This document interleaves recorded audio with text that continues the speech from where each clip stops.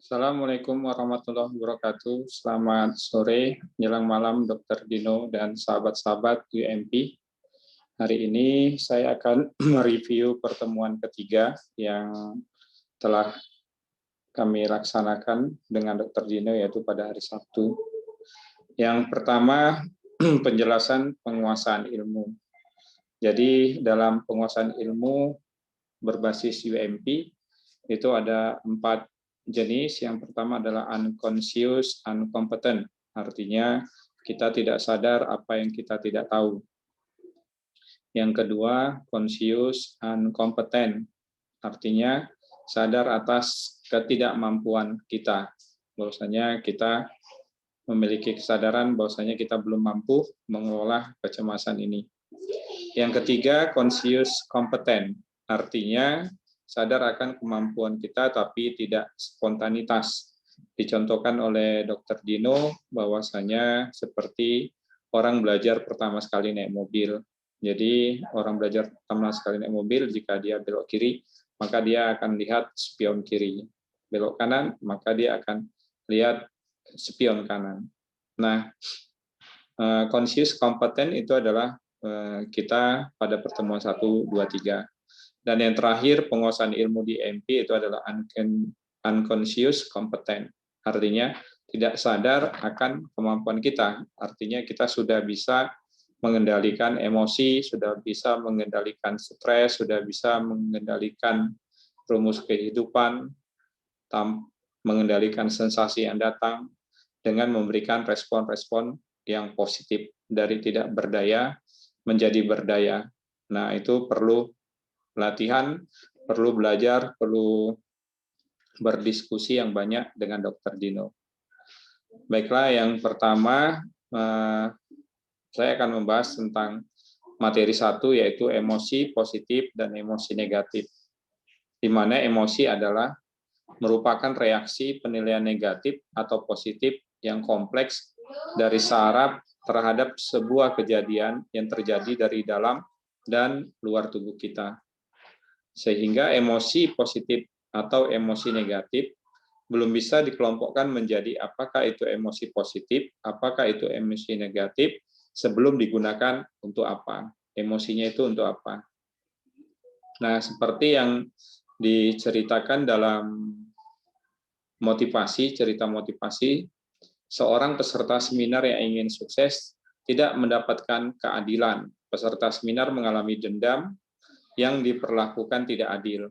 Ya, karena dia duduk di depan dimarahi, suruh ke belakang. Maka itu adalah perlakuan yang tidak adil sehingga menyebabkan dia dendam. Ya, tetapi dendam itu adalah kalau dari segi teoritisnya adalah emosi negatif. Tidak boleh dendam, jangan dendam. Nah, dendam nanti akan menyebabkan kamu akan stres. Tetapi dendam itu membuktikan dia berhasil dan tidak bisa diremehkan. Setelah 5 tahun dia sukses. Dia sebagai motivator, dia berada di paling depan mimbar. Jadi dendam selama itu menjadikan motivasi keberhasilan adalah emosi yang termasuk ke dalam golongan positif. Ya, jadi emosi itu dikelompokkan menjadi positif karena sudah digunakan untuk apa? Untuk melaksanakan motivasi agar ia berhasil. Bahagia juga bisa jadi emosi negatif dan bisa juga emosi positif.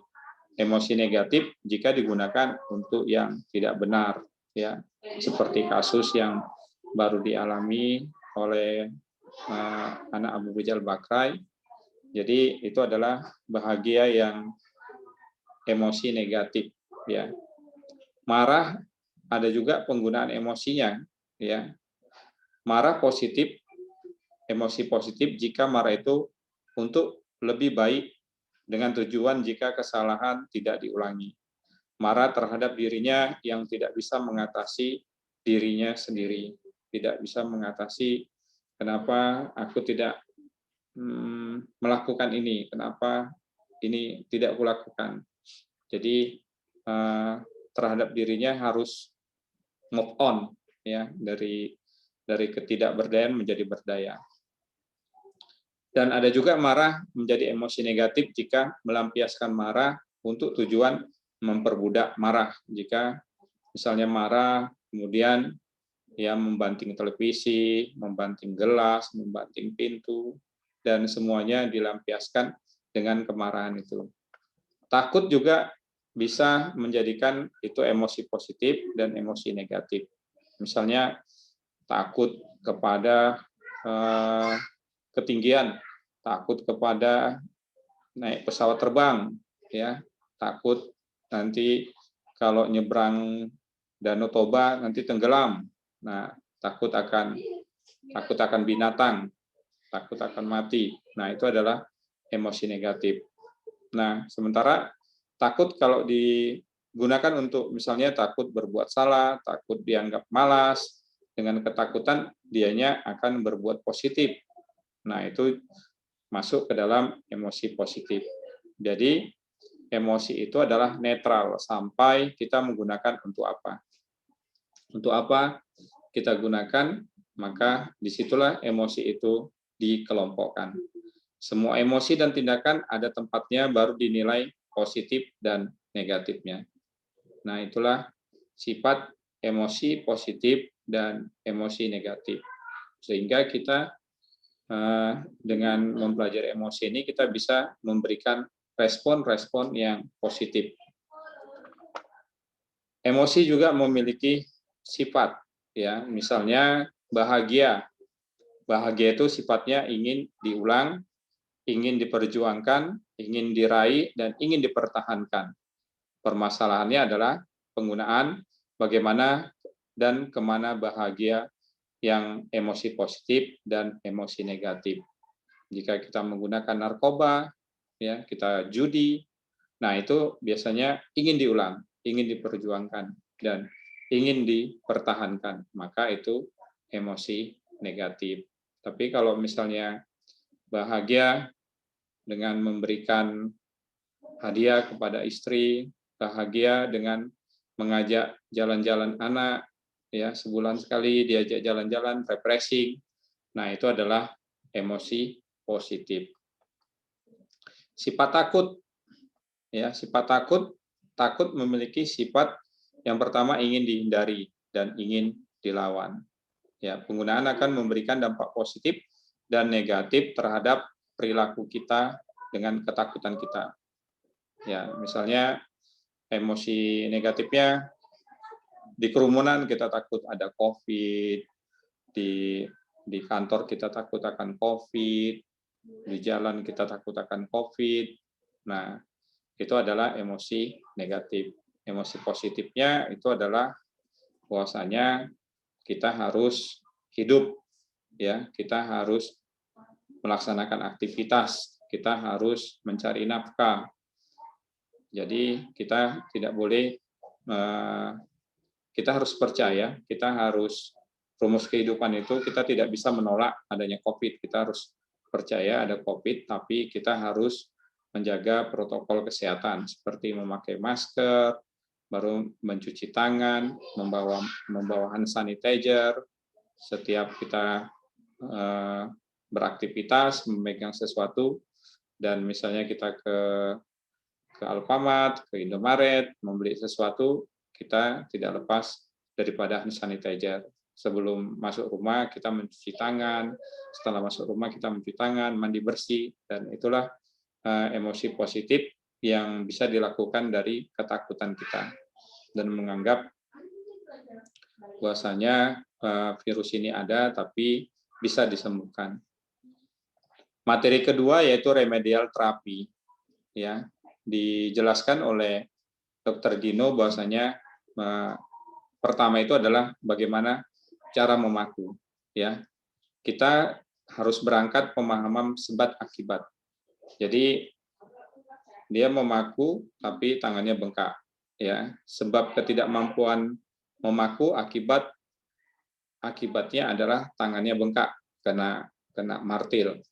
Jadi bagaimana cara mengatasinya, ya?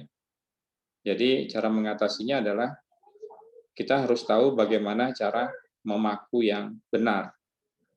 Yang kedua, ujian gagal. kita harus masuk. Kalau kita ujian gagal sebagai mahasiswa, maka kita harus masuk ke remedial, yaitu untuk menjawab yang baru, ya, untuk mengganti jawaban yang baru. Ya, misalnya ini review termasuk ujian. Misalnya ada kegagalan, maka kita harus setelah direview oleh Dr. Dino, kita harus memperbaiki, melakukan remedial, membuat review ulang dan memberikan jawaban yang baru. Ya, artinya simpulannya kita harus memahami konsep sebab akibat, sebab menuju akibat, dan remedial terapi dapat dilaksanakan dengan hipnoterapi. Karena hipnoterapi itu membawa kita ke alam bawah sadar, ya, mengembalikan ke momen yang lampau, momen-momen yang kejadian-kejadian lampau saat informasi masuk, kemudian diberikan sugesti-sugesti yang baru. Ya, artinya remedial itu pada saat kejadian itu kita harus bisa memberikan informasi-informasi baru di state apa yang harus kita lakukan terhadap imajinasi, ya, terhadap terhadap rasa kejadian atau momen atau event yang sebelumnya terjadi. Artinya memberikan informasi baru yang positif atau konstruktif pada saat pertama terjadi kejadian yang bernilai negatif. Jadi negatif dirubah menjadi positif. Nah, karena kemarin itu kita melakukan itu karena kita memberikan respon yang salah. Nah, untuk remedial terapi maka kita harus bisa memberikan respon yang positif. Dan remedial terapi juga mengakses sampah masa lalu dan memberikan informasi yang positif, ya. Jadi jangan kita menjadikan diri kita stres. Apa itu stres? Ya, reaksi non spesifik yang timbul akibat beban yang dihadapi. Artinya beban itu lebih besar dari kemampuan. Untuk itu beban harus lebih kecil dari kemampuan. Nah, di MP ini kita diajarkan kemampuan-kemampuan kita. Baru kemudian pelajaran kemudian adalah reviewnya adalah respon yang destruktif atau respon yang negatif. Biasanya itu memiliki 5 sifat, ya. Bagaimana cara mempermasalahkan? Yang pertama itu adalah menolak kenyataan, ya. Di situ ada rumus kehidupan, ya. Artinya penderitaan sama dengan rasa sakit dikali penolakan. Maka semakin kita tolak, maka penderitaan itu semakin tinggi. Baru kemudian menuntut, ya. Menuntut juga merupakan respon destruktif. Menyalahkan, negative thinking. Kita negative thinking menganggap ini akan terjadi, padahal itu tidak terjadi. Egois. Nah, di egois itu ini adalah mengkoleksi masalah masa lalu dan masalah yang akan datang. Ya, jadi egois itu merupakan koleksi daripada masalah-masalah yang setiap hari kita lakukan. Nah, makanya nanti kita harus melakukan konstruktifnya adalah toleransi, ya. Jadi kita menganggap masalah itu adalah tidak merupakan suatu masalah. Nah, tools reframing merubah yang destruktif menjadi konstruktif. Nah, di sini ada tugas dari Dr. Dino. Yang pertama itu adalah kematian orang terdekat. Respon destruktifnya setelah saya melakukan state, mengembalikan ke alam yang lalu, ya, yang masa lalu, ya, maka respon destruktifnya itu adalah pada saat itu bagaimana nanti dengan keluarga. Kematian orang tua ini bagaimana nanti dengan keluarga yang ada di kampung. Baru kemudian mereka tidak melihat dikubur di mana, dibawa pulang atau dikubur di Mekah, bagaimana prosesnya, dan itu menjadi cambuk, semuanya menjadi pernyataan-pernyataan kalimat bagaimana, ya, bagaimana destruktifnya, gitu, bagaimana nanti apakah aku bisa pulang, bagaimana dengan apabila aku terjadi sesuatu, ya apakah aku sanggup. Nah, itu semua menjadi respon destruktif. Nah, outcome dan sensasinya itu adalah kesedihan. Dan biasanya kalau sedih paling tinggi, itu jantungnya pun ikut berdebar. Itulah sensasi yang terjadi apabila mengingat kematian orang terdekat. Nah, kemudian karena kita sudah menimba ilmu, maka kita memberikan respon konstruktif. Yang pertama itu kita harus ikhlas, segala sesuatu yang bernilai hanyalah sebuah titipan, bukan hak milik. Tetapi neuron ikhlas ini memang harus dipadukan dengan tauhid, ya, dengan agama. Artinya setiap orang pasti memiliki kematian. Maka sesuatu yang bernilai hanyalah sebuah titipan.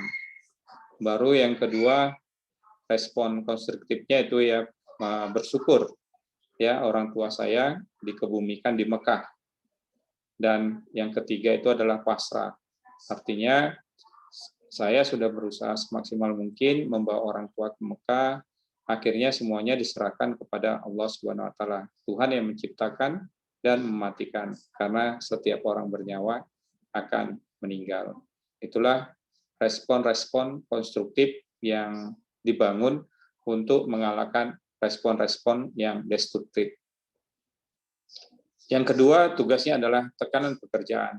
Nah, di sini juga saya mencari state bagaimana kasus di kantor, ya, tentang tekanan pekerjaan yang misalnya akreditasi, mengerjakan akreditasi, menggabungkan kampus satu menjadi kampus lain. Nah, biasanya itu yayasan menyerahkan kepada saya yang bertanggung jawab.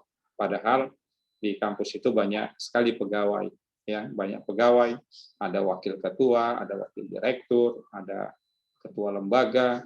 Tapi kenapa harus saya yang harus bertanggung jawab? Ya mungkin karena saya pimpinan. Nah, jadi respon destruktifnya adalah kenapa saya mengerjakan semua? Kan banyak pegawai, semuanya dapat gaji, ya semuanya harus kerja sesuai dengan tugasnya. Nah, outcome sensasi biasanya itu adalah kesal, dan akibat kesal maka kepala pening. Nah, apa respon konstruktif yang diberikan? Yang diberikan adalah sabar, dengan menyelaraskan antara pikiran dan keadaan, bahwa pekerjaan ini harus dikerjakan bersama, dan masalah yang ada harus ditanggung bersama, bukan saya yang menanggungnya. Nah, pasrah, kemudian kita pasrah, saya bekerja sesuai dengan tupoksi dan kemampuan saya. Selanjutnya diserahkan dan dilaporkan kepada pimpinan tertinggi sebagai pemegang keputusan, yaitu ketua badan penyelenggara ataupun ketua yayasan. Ketiga, kekerasan. Respon destruktifnya adalah kenapa semua dipermasalahkan, yang tidak masalah jadi masalah. Padahal sudah sesuai dengan prosedur, tapi tetap saja salah kalau orang lain tidak dipermasalahkan. Nah, ini kasusnya juga biasanya itu di kantor gitu, ya, di pekerjaan. Jadi kita tidak hadir, kita permisi melalui surat sesuai dengan SOP, tapi itu dipermasalahkan. Nah, itu adalah kita kena marah. Nah, sensasinya adalah biasanya itu tidak tinggi, hanya kepala pusing. Nah, respon konstruksifnya ya kita itu harus memiliki kedewasaan, kemampuan mengambil keputusan yang sudah mempertimbangkan resikonya. Ya, bahwa saya masih memiliki pimpinan dan saya bekerja pada atasan. Baru sabar menyelaraskan tempo, karena saya bekerja, maka saya harus mengikuti apa kemauan atasan saya. Yang keempat, ketika mendapat sensasi, ya saya contohkan adalah di keramaian, misalnya sholat berjemaah, ada kegiatan dengan pekerjaan, ya pertemuan, pelatihan. Nah, biasanya jika di keramaian itu dan sering sensasi datang, maka akan ada beberapa pertanyaan. Ada apa ini? Apakah biasanya itu sensasinya adalah jantung berdebar, kepala pusing, lemas, dan ada terasa nyut-nyut sebelah kiri itu. Biasanya apakah ini sakit jantung, apakah jantung saya kumat, saya nggak bawa obat, lupa minum obat, gimana kalau tiba-tiba pingsan. Nah, itu adalah respon destruktif. Sensasinya biasanya jantung berdebar, sensasinya itu terjadi yaitu jantung berdebar, kepala pusing, dan lemas. Respon konstruktifnya itu ini adalah alarm, bukan ancaman. Saya sudah berobat dan sudah diperiksa jantung, semuanya sehat. Sholat jamaah wajib dan orang yang sholat dijaga Allah. Karena banyak yang melaksanakan sholat, insya Allah Allah menjaga orang-orang yang beribadah. Sholat jamaah harus ramai dan jadi tidak masalah asalkan kita menggunakan masker. Jadi itulah konstruktif yang kita bangun, yang kita berikan. Yang kelima, ditipu. Ya, ini case-nya adalah pinjaman uang yang tidak mengembalikan sesuai dengan waktunya. Jadi kita merasa kena tipu. Destruktifnya adalah kita marah ya dengan mengatakan dasar pembohong, tidak sesuai dengan janji, sekali lagi minjam enggak akan saya berikan lagi gitu. Nah, sensasinya ini adalah kecewa, ya, kecewa. Nah, konstruktifnya itu adalah sabar, ya, menunggu dan menunda respon. Jika dibayar akan diberikan nasihat bahwa tindakannya tidak sesuai dengan janji. Kemudian ikhlas, menyatakan uang yang saya kasih adalah titipan, mungkin uang yang saya berikan ini rezekinya untuk yang minjam uang dan sudah ditentukan oleh Allah. Yang keenam, yang terakhir tugasnya adalah anak dan istri sakit. Nah, ini yang sering terjadi sama saya. Jika anak dan istri sakit, saya membawa state karena sering menghadapi anak demam, istri sakit, maka konstruktifnya itu adalah kenapa sakit, kalau bisa jangan sakit, kasihan, ya anak dan istri saya harus bagaimana nanti, siapa yang menyiapkan makanan, ya siapa nanti yang menjaga, dan lain sebagainya. Nah, sensasinya itu adalah jantung berdebar, ya, jantung berdebar. Nah, respon konstruktifnya, maka kita harus pasrah karena kita sudah berjuang semaksimal mungkin untuk berdoa, memberikan obat, menjaga, ya, proses penyembuhannya, hasilnya diserahkan kepada Allah sembari berdoa. Ya, dan bersyukur karena kita masih bisa beli obat, bersyukur kita masih bisa membeli kebutuhan yang bisa menyebabkan nantinya akan sembuh, ya. Bersyukur kita masih diberi kesehatan untuk menjaga istri dan anak kita sakit. Itulah yang bisa saya sampaikan. Ya, terakhir untuk anak sakit satu konstruktif lagi yaitu sabar, ya, menunggu kesembuhan dengan berdoa dan berusaha memberikan semangat rumus kehidupan, memberikan respon yang positif bahwa setiap penyakit itu adalah cobaan dan setiap penyakit ada obatnya. Demikianlah review saya yang pertemuan ketiga. Mohon bimbingan dan arahan dari Dr. Dino. Terima kasih.